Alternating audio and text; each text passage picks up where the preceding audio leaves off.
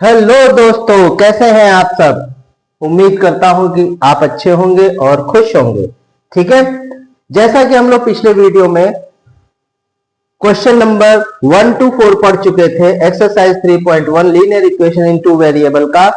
आज हम उसके आगे से शुरू करेंगे, क्वेश्चन नंबर 5 से स्टार्ट करेंगे और जो भी क्वेश्चंस आपके हैं उन सबके डाउट्स क्लियर करेंगे और उनको क्लियर करेंगे। ठीक है बच्चों, तो चलिए स्टार्ट करते हैं। लेकिन उससे पहले हमको क्या करना होता है जिससे हमको मोटिवेशन मिले, और वो आपको करना होगा। अगर आप इस चैनल पे नए हैं तो आपको लाइक सब्सक्राइब अवश्य करना चाहिए, जरूर करना चाहिए इस चैनल को। और आपको जो है बेल आइकॉन को प्रेस करना जरूरी है ताकि नोटिफिकेशंस आप तक इजीली पहुंचती रहें। ठीक है, तो चलिए स्टार्ट करते हैं आज का वीडियो। और आज के वीडियो में हम सीखेंगे जो भी आपके 3 क्वेश्चंस बाकी रह गए थे इस एक्सरसाइज के 5, 6, 7, उसको कंप्लीटली क्रैक करेंगे और उसका बिंगो करके खत्म कर देंगे उसको। ठीक है, उस एक्सरसाइज को कंप्लीट करेंगे। तो चलिए स्टार्ट करते हैं क्वेश्चन नंबर 5। और क्वेश्चन नंबर 5 है आपका कि half the perimeter of a rectangular garden whose length is 4 meter more than its width, यानी एक रेक्टेंगुलर गार्डन है जिसकी लंबाई उसकी चौड़ाई से 4 मीटर अधिक है। ठीक है, और उसका पेरीमीटर का हाफ जो है 36 मीटर है, यानी उस पूरे रेक्टेंगुलर गार्डन का जो हम पेरीमीटर निकालते हैं उसका हाफ जो है वो 36 मीटर है। Then find the dimensions of the garden, यानी गार्डन की लंबाई और चौड़ाई आपको पता करनी है। डायमेंशंस क्या होंगे ये आपको बताना है। ठीक है, तो चलिए स्टार्ट करते हैं। तो हमारा सबसे पहला कंडीशन क्या है? फर्स्ट कंडीशन ये है कि जो आपका लेंथ है वो विड्थ से कितनी है? 4 मीटर अधिक है।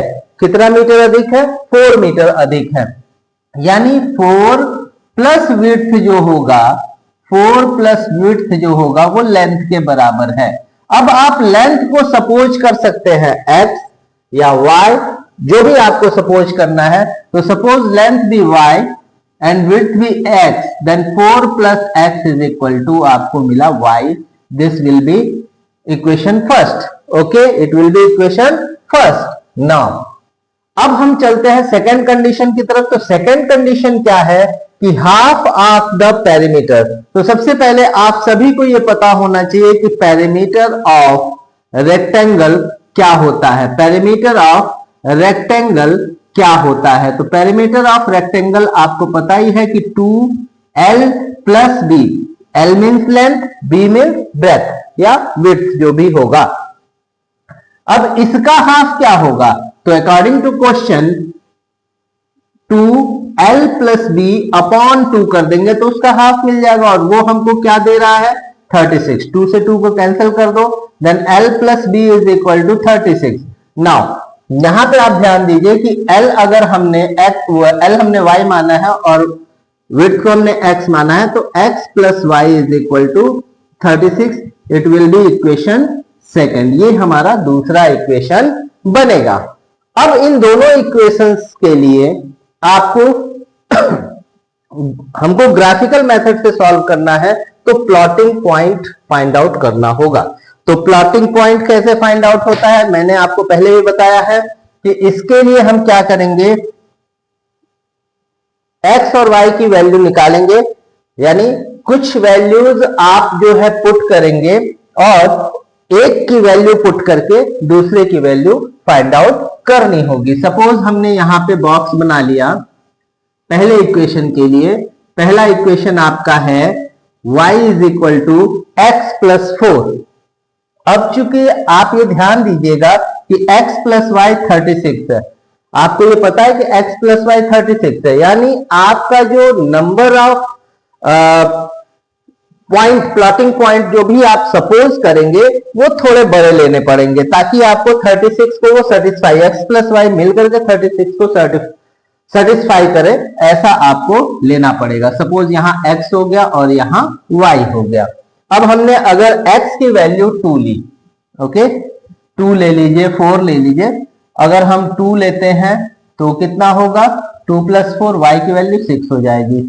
अगर हम 4 लेते हैं तो इसकी वैल्यू क्या हो जाएगी, 8 हो जाएगी। अगर हम 10 लेते हैं, सपोज हमने 10 ले लिया तो 10 4 14 हो जाएगा। 12 लेते हैं तो कितना हो जाएगा, 12 4 16। ओके, अगर हमने x की वैल्यू 12 ली तो y की वैल्यू 16 आ गया। अगर हमने x की वैल्यू 14 ले ली तो इसकी वैल्यू 18 आ जाएगी। ठीक है, ऐसे ही हम आगे लेकर के चलते जाएंगे, लेकिन हम इतना ही अभी लेकर के चलते हैं। हम देखते हैं फिर आगे हमको दूसरे इक्वेशन के लिए, सपोज आपने ये पहले इक्वेशन के लिए लिया, for the first equation, for the first equation. Okay, now for the second equation अगर हम देखेंगे तो सेकेंड इक्वेशन के लिए क्या होगा, एक बॉक्स बना लेंगे। ओके, चलिए एक बॉक्स बना लिया। अब हमको क्या करना है, यहां पर x और y ले लेना है और यही वैल्यूज पुट करनी है। अगर हमने यहां x की वैल्यू 2 ली, जो जो इसमें लिया वही लेते हैं। 2 लिया तो y कितना हो जाएगा, 34। 4 लिया तो y कितना हो जाएगा, 32। 6 लिया, 10 लिया तो ये कितना हो जाएगा, 26। ओके, अब हमने यहां पे कितना लिया, 14 लिया, 12 लिया, सॉरी 12 लिया तो 12 इधर आएगा तो कितना होगा, 24। 14 लिया, 14 लिया तो आपका ये कितना हो जाएगा, 14 लिया तो आपका हो जाएगा 22। ओके, और 16 लिया तो आपका कितना हो जाएगा, 16 10 20, सॉरी 20 होगा। ठीक है, इसमें भी आप 16 ले लेंगे। ठीक है, 16 लेंगे तो 16 और 4 20। अब यहां पे आप एक चीज देखना कि कोई चीज कॉमन पॉइंट, कोई भी पॉइंट ऐसा है क्या जो कॉमन है। Yes, we have 16 and 20 as a common plotting point. आपके पास ये कॉमन प्लॉटिंग पॉइंट क्या मिल गया, 16 और 20 मिल गया। सो अगर 16 और 20 कॉमन प्लॉटिंग पॉइंट है तो यही इसकी वैल्यू होगी। अब हम आगे बढ़ते हैं और इसका ग्राफ देखते हैं कि ग्राफ कैसे बनेगा। ठीक है, इसका स्क्रीनशॉट आप ले ले, फिर उसके बाद हम आगे बढ़ेंगे। ओके, तो देखिए आपने उसका स्क्रीनशॉट ले लिया। अब हम आते हैं ग्राफ बनाने के ऊपर। तो हमने ये जो प्लॉटिंग पॉइंट निकाले थे वो आपके सामने है।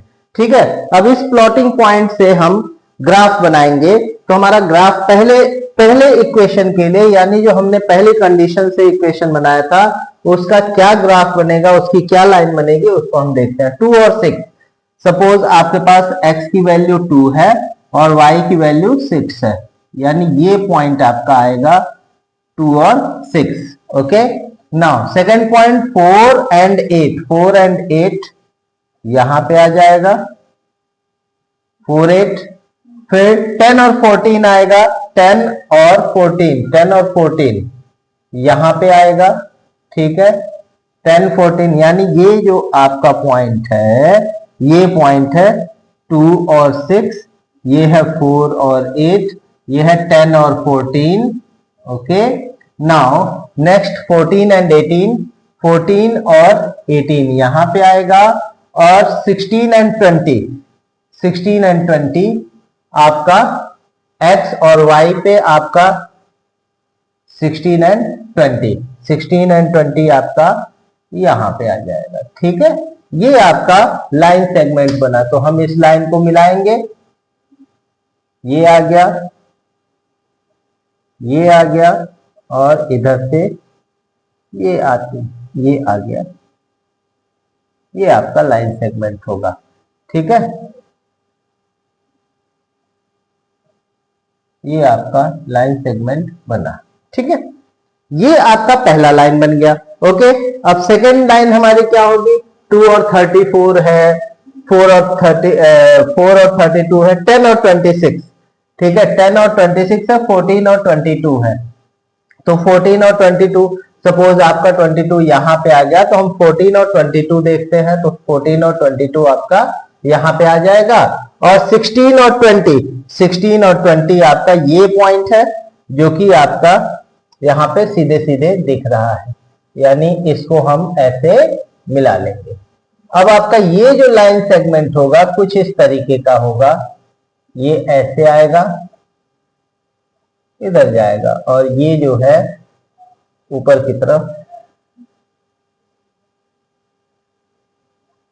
ऐसे जाएगा।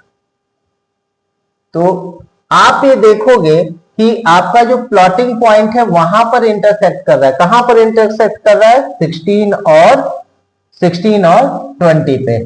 ओके, तो आपका जो नंबर ऑफ जो आपका नंबर यहां पे मिल रहा है प्लॉटिंग पॉइंट का, वो 16 और 20 मिल रहा है जो इंटरसेक्ट कर रहे हैं each other.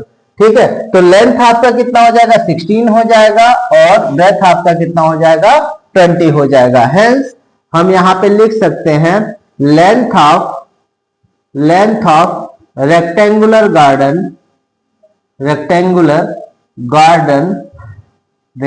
Garden b, x हमने सपोज किया था तो वो 20 हो जाएगा, और विड्थ कितनी हो जाएगी? विड्थ हो जाएगी 16 meter, 20 meter and 16 meter. This is the answer of this question. Okay, note down कर लीजिए, फिर हम आगे बढ़ते हैं। ठीक है,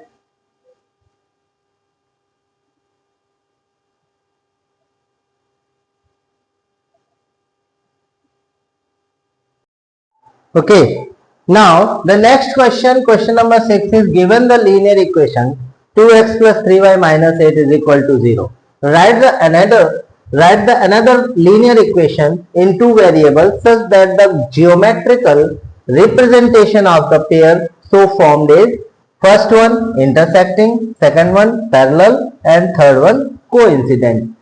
मीन्स यहां पे क्वेश्चन ये बता रहा है कि क्वेश्चन में आपको फाइंड आउट क्या करना है कि एक लीनियर इक्वेशन आपको दिया गया है जो कि 2x plus 3y minus 8 is equal to 0 है, बट आपको एक और लीनियर इक्वेशन बनाना है। यहां पे उसके लिए कुछ भी नहीं आपको मिलेगा, कुछ मटेरियल नहीं है, आपको अपने आप से फॉर्म करना है लीनियर इक्वेशन जो इंटरसेक्टिंग भी हो, इसका इंटरसेक्टिंग के लिए और पैरेलल के लिए और कोइंसिडेंट के लिए। तो इसके बारे में मैंने प्रीवियस वीडियो में आपको बताया था कि किस तरीके से आप क्वेश्चन को दिए गए क्वेश्चन में जो भी इक्वेशन होगा उससे बिना सॉल्व किए पता कर सकते हैं कि वो इंटरसेक्टिंग है कि इंटरसेक्टिंग है कि पैरेलल है कि कोइंसिडेंट है। इन तीनों को पता करने का तरीका क्या था कि जो भी आपके वेरिएबल थे और जो कांस्टेंट टर्म थे उनके रेशियो से आप पता कर सकते थे।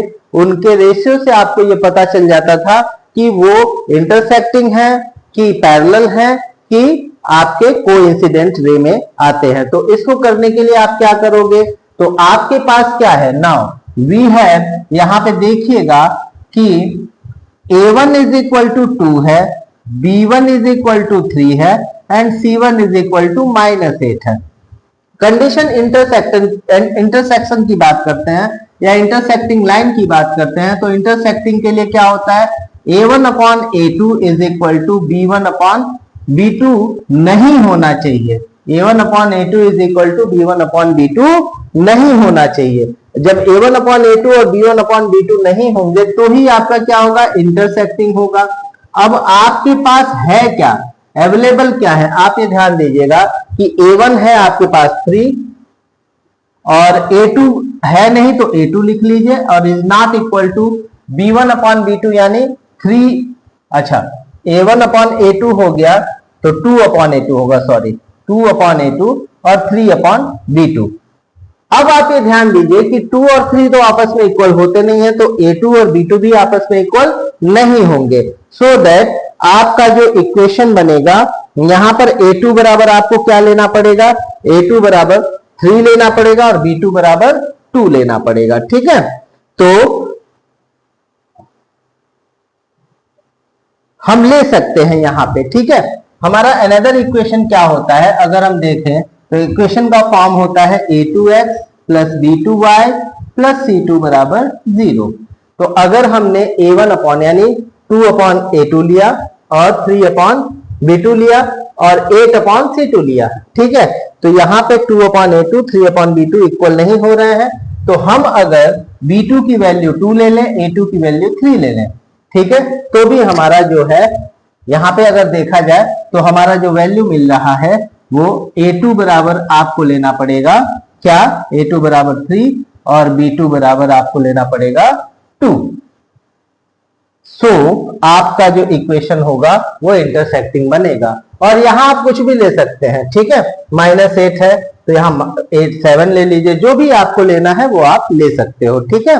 तो इस तरीके से आप ये बता सकते हैं कि ये आपका इक्वेशन जो है वो इक्वेशन से जो फाइंड आउट बन रहा है, जो आपका फाइंड आउट हो रहा है वो पेयर ऑफ लीनियर इक्वेशन जो है वो पैरेलल है, इंटरसेक्टिंग है या कोइंसिडेंट है। अब यहाँ पर ये चीज हमने इंटरसेक्टिंग के लिए ली है, लेकिन अगर हमको पैरेलल बनाना होगा तो क्या करेंगे, तो a1 अपॉन a2 और b1 अपॉन b2 आपका क्या होना चाहिए, इक्वल होना चाहिए, ठीक है। तो a1 अपॉन a2 आपने जो लिखा है वहां पर 2 अपॉन a2, तो यहाँ पे 2 अपॉन 2 लिखिए और 3 अपॉन 3 लिखिए, यानी पैरेलल के लिए आपको क्या करना पड़ेगा, पैरेलल के लिए आपको क्या करना पड़ेगा, तो पैरेलल के लिए आपको 2 अपॉन 2 और 3 अपॉन 3 करना पड़ेगा, और बाकी आप वहां पे 8 अपॉन -2 भी कर लीजिए, कोई दिक्कत नहीं, कुछ भी लिख सकते हैं। तो इससे क्या होगा, ये आपको इक्वल मिलेगा और ये इक्वल नहीं मिलेगा, तो जब ये दोनों इक्वल होते हैं तो पैरेलल हो जाते हैं। तो यहां पर ये कोई भी कंपल्सरी नहीं है, ऐसा कहीं पे भी कंपल्सरी नहीं है कि आप कुछ मेरी बताई हुई चीज को भी लें, को ही लें, आप कुछ भी ले सकते हैं, आप अपने हिसाब से, अपने कन्वीनियंस के हिसाब से यहाँ पे नंबर चूज कर सकते हैं, जिससे इन दोनों का क्या होगा कि ये दोनों आपस में क्या देंगे, 2/2 3/3 यानी इक्वल वैल्यू दे सकें। इसका स्क्रीनशॉट ले लीजिए, फिर आगे बढ़ते हैं। ओके, द नेक्स्ट क्वेश्चन आपके पास है कि draw the graphs of the equation x minus y plus 1 is equal to 0 and 3x plus 2y minus 12 is equal to 0. Find the vertices of triangle formed by these lines. यानी जब हम graph बनाएंगे तो इन दोनों line से जो भी vertices मिलेंगे, यानी जब ये इंटरसेक्ट करेंगे एक दूसरे को, इट मीन्स दैट कि ये इक्वेशन जो है ना दोनों इंटरसेक्टिंग तो होने ही वाले हैं। दूसरी चीज ये कि जब ये एक्सिस को इंटरसेक्ट करेंगे तो एक्सिस और लाइन का इंटरसेक्शन पॉइंट मिल करके एक ट्राइंगल फॉर्म करेगा, ठीक है। अब उस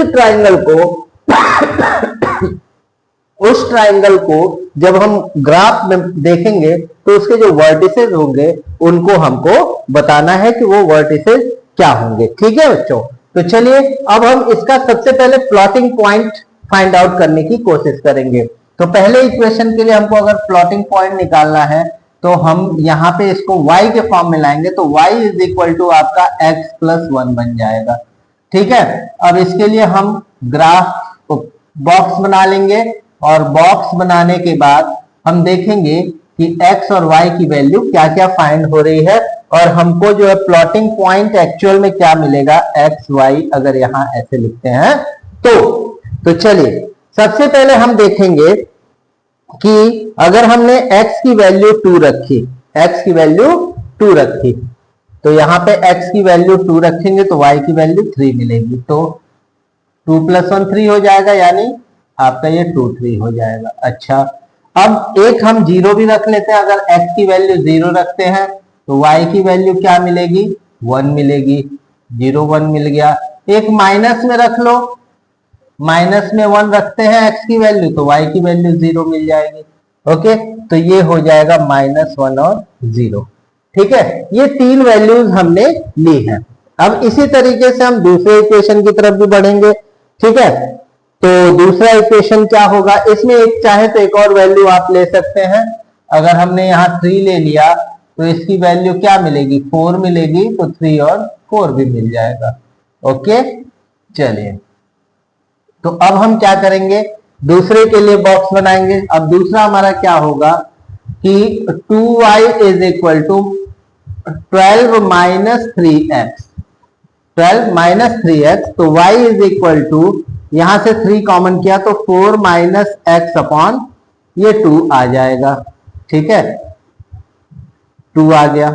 ओके, तो चलिए यहां पे अब हम देखते हैं कि क्या किया जा सकता है। तो चलिए इसके लिए बॉक्स बनाते हैं। तो बॉक्स हमने बनाया ऐसा x और y, ठीक है, और यहां पे एक्स वाई ऐसा लिख दिया। ओके, चलिए अब हम क्या करेंगे, यहां पे x की वैल्यू क्या ले सकते हैं जिससे ये दोनों का दोनों, या यहाँ पे 3 1 जा 3 करे तो 9, नहीं 2 से डिवाइड होना चाहिए, 2 से डिवाइड होना चाहिए।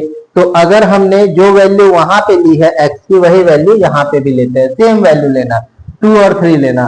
तो 4 - 2 2, ठीक है, तो 2 लिया हमने। अगर x बराबर 2 लिया तो y बराबर क्या मिला, तो 2 × 3 6/2 यानी 3 मिला। तो हमने x की वैल्यू 2 ली तो y की वैल्यू 3 मिली, तो 2 3 हो जाएगा, ठीक है। x की वैल्यू 0 ली तो ये कितना हो जाएगा, 6 हो जाएगा। 4 3 जा 12, 2 6 जा तो 0 6 हो गया, ठीक है। x की वैल्यू -1 ली तो 4 + 1 5 3 जा 15/2 हो जाएगा। और ये 15 यहाँ पे अगर हमने कितना लिया, x की वैल्यू -1 लिया तो 5 3 जा, हाँ 15/2 आ गया, ठीक है। अच्छा, अब हमने 3 लिया तो 1 3 लेंगे तो क्या आएगा, 4 - 3 यानी 1, और 3 1 जा 3/2। तो हमने 3 लिया यहाँ पे, तो 4 - 3 1 3 जा 3 3/2 आ गया। ओके, चलिए अब हम देखते हैं कि अगर हमने यहाँ पे 0 ले लिया तो कितना हो जाएगा, 6 आ जाएगा, ठीक है।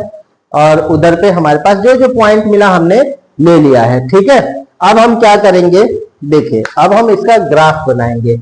ये पॉइंट आप याद रखिएगा, पॉइंट अपने पास जो हम कई किनारे लिख लेते हैं, यहाँ पे लिख लेता हूं ताकि हमको समझ में आ सके। तो 2 3 0 1 -1 0 और 3 4, इसका क्या होगा, 2 3 0 6 और 3 3/2 और -1 3 3/2 और -1 15/2, ये आपको मिला, ठीक है। अब इसका स्क्रीनशॉट ले लीजिए, फिर हम आगे बढ़ते हैं।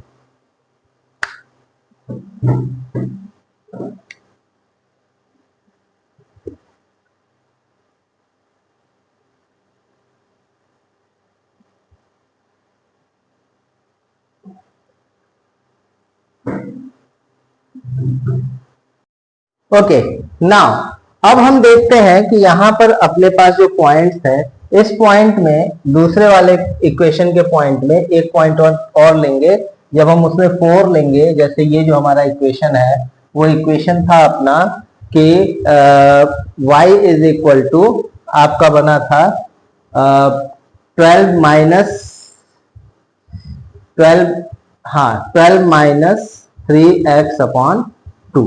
तो अगर हम यहाँ पे 4 लेंगे, x = 4 लेंगे तो एक और पॉइंट मिलेगा 4 0 का। ये हम इसलिए ले रहे हैं ताकि हमारा 3 ऐसे पॉइंट मिल जाए जो एक्सिस पे हो, ठीक है। तो चलिए अब सबसे पहला पॉइंट 2 3 देखिए, 2 और 3 ये पॉइंट होगा, 2 3 यानी यहाँ पे 2 और 3 आएगा।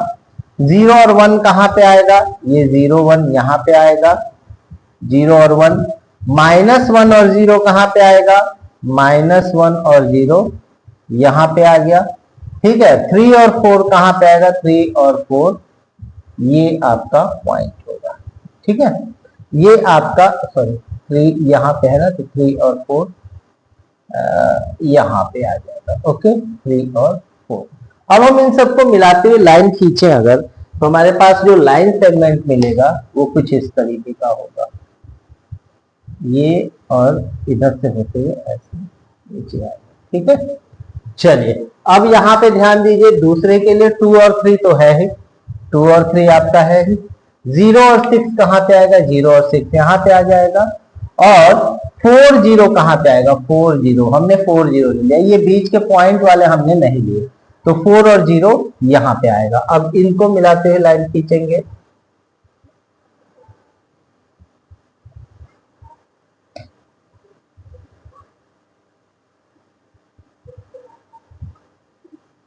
अब देखिए, अब आपके पास जो पॉइंट मिले वर्टिसेस आपके क्या होंगे, वर्टिसेस आपका एक ये होगा, एक ये होगा और ये एक होगा, ये आपको ट्राइंगल मिलेगा, ये ट्राइंगल आपको मिलेगा।